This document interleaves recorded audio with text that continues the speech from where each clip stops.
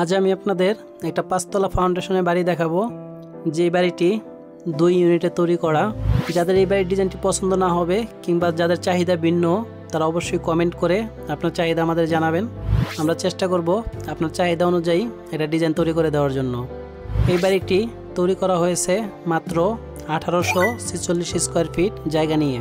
এই বাড়িতে নিচতলায় আমরা মাত্র একটা ইউনিট করব এবং সামনের এই অংশটা আমরা পার্কিং এরিয়া রাখবো 3 থেকে 4টা গাড়ি রাখার জন্য, এবং একটা রুম থাকবে এই অংশে সিকিউরিটি গার্ড থাকার জন্য, এবং একটা টয়লেট থাকবে সামনের এই অংশটাতে, এবং পেছন দিকে এদিকে হচ্ছে একটা ইউনিট থাকবে, যেটা উপরতলাতে আসার পর পেছন দিকে একটা ইউনিট থাকবে এবং বাড়ির সামনের দিকে একটা ইউনিট থাকবে, টোটাল 2টা ইউনিট।